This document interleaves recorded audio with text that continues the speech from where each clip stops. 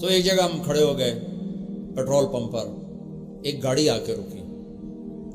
میں نے ایک ساتھی سے کہا، میں نے کہا اس آدمی سے پوچھو کیا یہ ہمیں لے جائے گا؟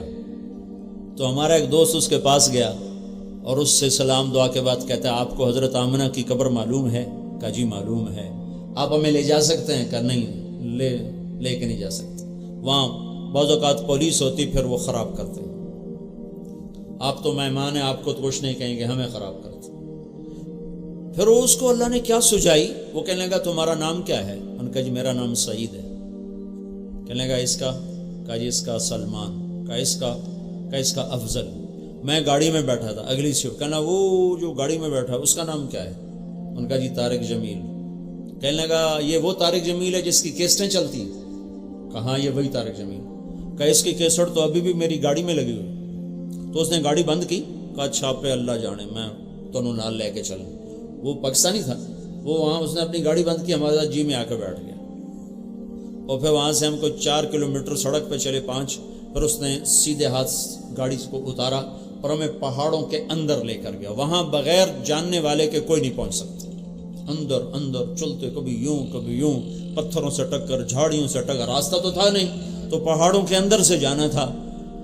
اوہو، چلتے ایک تھوڑی سی اتنی کھلی جگہ ہے جیسے یہ انہوں نے بنایا ہوا ہے، یہ رسے ڈال کے ایسے تھوڑی سی کھلی سی جگہ ہے، وہاں اس نے گاڑی کھڑی کروا دی۔ آگے پھر ایسے پہاڑ مل گئے تھے، پھر ہمیں لے کے پیدل چلا۔ کاش تم وہاں جاتے، یہاں بیٹھ کے تم کیا سمجھو اس درد کو جو وہاں جا کے میں ابھی بھی رو پڑا ہوں، حالانکہ میں یہ قصہ ہزاروں دفعہ سنا چکا، لیکن ہر دفعہ میرے آنسو بہہ پڑتے ہیں، مجھے قابو نہیں رہتا۔ جیسے یہ سٹیج بنا ہوا ہے، ایسے ایک پہاڑ تھا، یعنی پہاڑ کے اوپر قدرتی سٹیج بنا ہوا تھا، جیسے اللہ نے پہلے سے وہ جگہ تیار کر کے رکھی تھی کہ یہاں میرے محبوب کی ماں سوئے گی۔ تو ایسے بالکل اوپر جا کے وہ پہاڑ ایسے ملے ہوئے تھے، ایسے یوں کالے سیاہ اور چھوٹے چھوٹے، بڑے نہیں چھوٹے چھوٹے، یہ پہاڑ ایسے تھا فلیٹ بالکل اوپر سے یوں۔ تو جب وہاں پہنچے تو اس وقت سورج ڈوبنے کے قریب ہو رہا تھا، تو ماحول ویسے ہی سوگوار ہو رہا تھا۔ ادھر حضرت آمنہ کی قبر، میں نے چاروں طرف دیکھا، سن 2000 صرف 10 سال پہلے، تو سوائے سناٹے کے کوئی وہاں آواز نہیں تھی، دور تک کسی انسان کا نشان نہ تھا۔ تو 14 صدی پیچھے دیکھنے کی کوشش کی اندھیروں میں کہ کیا یہاں میرے نبی کی ماں نے جان دی، 25 سال کی عمر، اور دل کا دورہ، میرا خیال ہے دل کا دورہ پڑا ہوگا، بیماری کیا تھی یہ تو نہیں معلوم، لیکن جو آثار ہیں، اور خود مجھے بھی دل کا دورہ پڑا ہے، تو مجھے وہ آثار قرائن سے لگتا ہے کہ دل کا دورہ پڑا تھا۔ تو آپ ماں کے ساتھ بیٹھے ہوئے جڑ کر ان کو بلانے کی کوشش کرتے ہیں تو ان سے بولا نہیں جا رہا، وہ درد ایسا ہوتا ہے کہ بولا جاتا ہی نہیں آدمی بول سکتا، اتنا شدید درد ہوتا، تو وہ ماں کو بلاتے ہیں، وہ بول نہیں پاتے۔ پھر جیسے بجھتی شمع بھڑکتی ہے، تو حضرت آمنہ نے آخری گفتگو فرمائی، کل حی میت و کل جدید بال، بیٹا لگتا ہے میرے جانے کا وقت آ چکا ہے، اور ہر زندہ نے مرنا ہے، ہر جوانی نے ڈھلنا ہے، لیکن ایک دن آئے گا تو سارے عالم کو پاک کرے گا، تیرے ذریعے سے جہان پاک ہوگا، روشن ہوگا۔ یہ آخری کلمات تھے حضرت آمنہ کر ان کا وصال ہوا ہے۔ پھر وہاں سے بستی کوئی 10-15 کلومیٹر دور ہے، تو وہاں کس نے آ کے قبر بنائی، ویسے رکھ کر اوپر ایسے پتھر جوڑ دیے تھے، لیکن ان پتھروں کو اکٹھا کرنا اور ان کو جوڑنا، یہ کون ایک عورت کے بس کا نہیں تھا۔ تو کوئی وہاں سے گزرا یا خود حضرت ام ایمن گئیں، کسی کو بلا کے لائیں اور وہاں قبر بنائی، اللہ ہی بہتر جانتا ہے۔ بہرحال کچھ لوگ وہ ابوا بستی سے آئے ہوں گے جن کے ذریعے سے قبر میں ڈالا گیا، اور جب پہاڑ سے نیچے اترے تو ام ایمن نے دیکھا تو اللہ کے نبی ساتھ نہیں تھے، تو انہیں گھبرا کے دیکھا کہ بچہ کہاں گیا، پیچھے مڑ کے دیکھا تو اوپر سے رونے کی آواز آ رہی تھی۔ ہائے ہائے، جب حضرت ام ایمن اوپر چڑھی ہیں،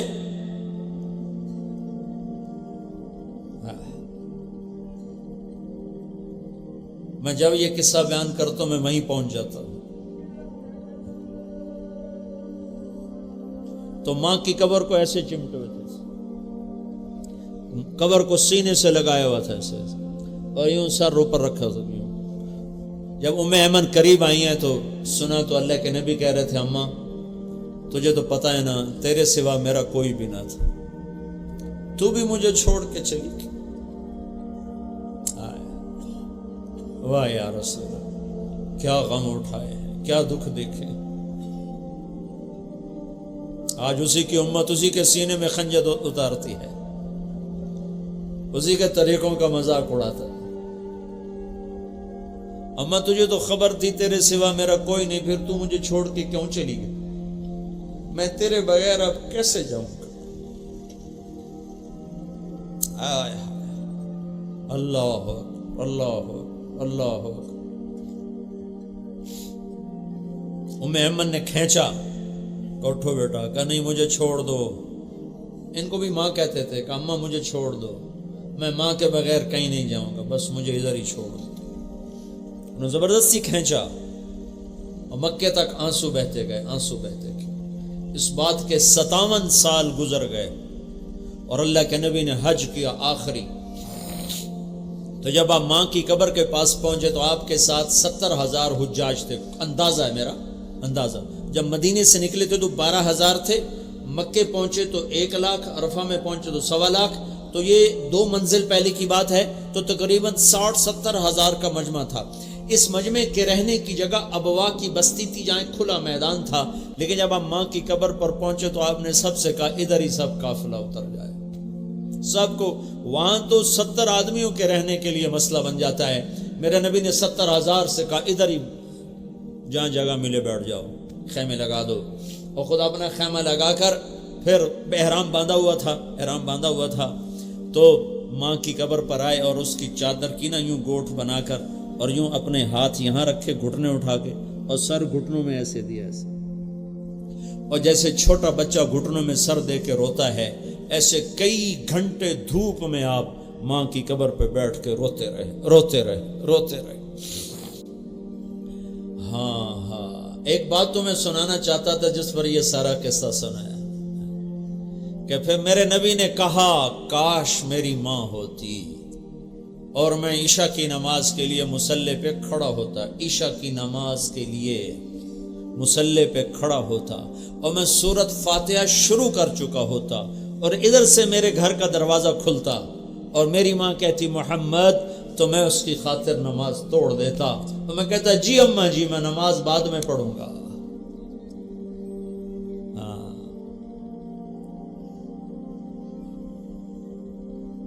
جب ماؤں کو ذلیل کیا جائے گا تو قیامت آ جائے گی۔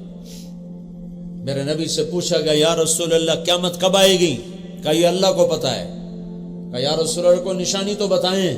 کہ جب نور پور کی ماؤں کو ذلیل کیا جائے گا تو قیامت آ جائے گی، جب فیصل آباد کی ماں کو ذلیل کیا جائے گا تو قیامت آ جائے گی، جب ملتان، لاہور، کراچی، پنڈی، پشاور، اسلام آباد کی ماں کو ذلیل کیا جائے گا تو قیامت آ جائے گی۔ میرے بھائیو اپنے اللہ سے صلح کر لو، اللہ کے واسطے۔ صلح کا راستہ کلمے کا دوسرا حصہ، بات تو یہاں سے شروع کی تھی، پھر معراج بتا دیا، بیچ میں حضرت ابراہیم کا واقعہ آیا تو اماں کا واقعہ سنا دیا۔ یہ ساری باتیں میری تمہاری ضرورت ہیں۔ صرف نماز کا نام اسلام نہیں ہے، صرف کلمہ پڑھنا یہ اسلام نہیں ہے۔ ہاں اسلام میں آ گیا، اسلام پوری زندگی ہے جس میں اللہ کا حق ہے، جس میں نماز سر فہرست ہے۔ نماز نہیں ہے تو انسان ہی نہیں ہے، وہ جانور ہے جس کے پاس نماز نہیں ہے، جس کا ماتھا سجدے میں نہیں ہے، وہ انسانوں کی صف میں نہیں ہے اللہ کے دربار میں۔ جو اللہ اذان سن کے بیٹھا ہوا ہے یہ اللہ کے دربار میں انسانوں کی صف سے نکلا ہوا ہے۔ لیکن نماز تو 5 وقت ہے، پھر باقی وقت میں کیا ہے؟ باقی وقت میں میرے نبی کی زندگی ہے، سیرت ہے، پوری زندگی ہے، ماں کے ساتھ، باپ کے ساتھ، بیوی کے ساتھ، بچوں کے ساتھ، اولاد کے ساتھ، بہنوں کے ساتھ، بھائیوں کے ساتھ، دوستوں کے ساتھ، اپنوں کے ساتھ، غیروں کے ساتھ کیا کرنا ہے، سارا طریقہ بتایا۔ تو جب آپ معراج پہ گئے تو آپ نے اللہ سے عرض کیا، اللہ سے ملاقات ہوئی، آمنا سامنا ہوا، سارے پردے ہٹائے گئے، حبیب و محبوب آمنے سامنے ہیں اور میرا نبی کہہ رہا تحیات للہ والصلوات والطیبات، اوپر سے میرے اللہ کا جواب آ رہا ہے السلام علیک ایھا النبی ورحمۃ اللہ وبرکاتہ۔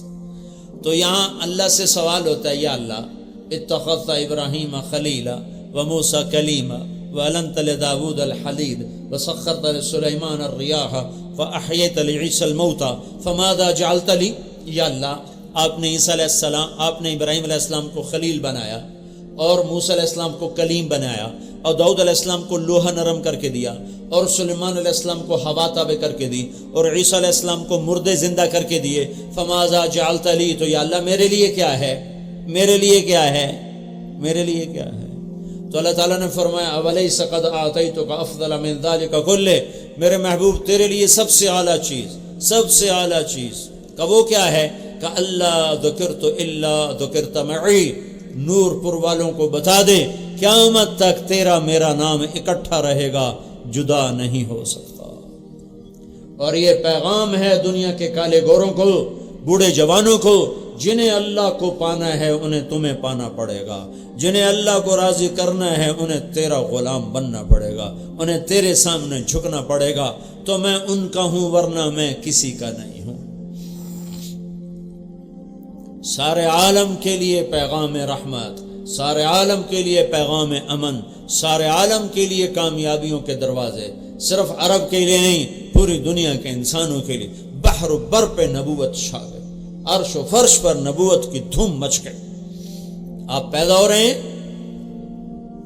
بچے اور بھی پیدا ہوتے ہیں، آپ بھی پیدا ہو رہے ہیں۔ آج 12 ربیع الاول ہے اور پیر کی صبح ہے، 4:20 ہو رہے ہیں، اور ہندوستانی کیلنڈر کے لحاظ سے 628 بکرمی ہے، جو آج کل کچھ 2200 سے کچھ اوپر جا رہا ہے، 628 بکرمی ہے، اور یکم جیٹھ ہے، اور انگریزی کی 22 اپریل ہے، اور 571 عیسوی ہے، اور عربی کا مہینہ ربیع الاول ہے، اور تاریخ 12 ہے، اور پیر کا دن ہے، شروع ہو چکا ہے۔ پیر کی صبح صادق کا وقت ہے جو 4:20 بنتا ہے۔ 22 اپریل کو مکہ میں صبح صادق کا ٹائم بنتا ہے 4:20۔ اس لیے میں 60 ٹائم بتاتا ہوں کہ ہمارے نبی 22 اپریل 571 عیسوی 12 ربیع الاول یکم جیٹھ پیر کی صبح کو 4:20 پر پیدا ہوئے۔ ایک نے مجھ سے سوال کیا، اس وقت تو گھڑیاں نہیں تھیں، تو یہ 4:20 پر کیسے پتا چلا؟ تو میں نے کہا ایسے پتا چلا کہ میں نے مکے میں جا کر صبح صادق کا وقت دیکھا کہ صبح صادق مکے میں 22 اپریل کو کب ہوتی ہے، تو وہ 4:20 پر ہوتی ہے۔ بچے روز پیدا ہوتے ہیں۔ آپ کی دائی ہیں، ان کا نام ہے شفا بنت عمر، وہ آپ کے ساتھ لیڈی ڈاکٹر کا آپ کی ماں کے ساتھ موجود ہیں، اور صبح 4:20 پر ادھر دنیا کا اندھیرا دور ہو رہا ہے، ادھر دلوں کے اندھیرے دور ہونے کے لیے سورج کا طلوع ہو رہا ہے۔ آپ پیدا ہوتے ہیں تو دائی حیران ہے، دائی حیران ہے، چونکہ جب بچہ باہر نکلتا ہے تو اس کا سارا جسم گندگی سے بھرا ہوتا ہے، تو لیکن جیسے جیسے بچہ باہر آ رہا ہے وہ پاک صاف خوشبودار باہر آ رہا ہے۔ تو شفا کے ہاتھ میں پہلا بچہ نہیں آ رہا، اس کے ہاتھ میں سینکڑوں بچے پیدا ہوئے ہیں، لیکن اس بچے کو دیکھ کر شفا پہ ہیبت طاری ہوتی ہے کہ اس بچے کو اندر دھلا کس نے دیا اور خوشبو کس نے لگائی۔ پھر اور جب وہ باہر آتا ہے تو اس کا ناف اور ماں کی آنت جڑی ہوتی ہے، اس کو باہر کینچی سے کاٹا جاتا ہے، تو وہ دائی دیکھتی ہے کہ بچے کی ناف اور ماں کی آنت کٹی ہوئی ہے، باہر کاٹنے کی ضرورت نہیں ہے۔ یہ ایک اور حیرت کی بات۔ تیسری حیرت کی بات، جب بچہ سارا باہر آتا ہے تو دیکھتی ہے دائی کہ بچے کا ختنہ ماں کے پیٹ سے ہوا پڑا ہے، تو وہ حیران ہو کر بچے کو دیکھتی ہے کہ ایک ذرہ برابر گندگی کا نشان نہیں، الٹا خوشبو مہک رہی ہے، خوشبو ہے، اور ناف کٹا خوبصورت، کوئی کٹنے کا نشان کوئی نہیں۔ کٹنے کا تو نشان ہوتا ہے، کوئی کٹنے کا نشان نہیں ہے، خوبصورت ناف ہے اور ختنہ ماں کے پیٹ سے ہوا ہے۔ لہٰذا وہ خود کہتی ہیں آمنہ تیرا بیٹا کیسا ہے؟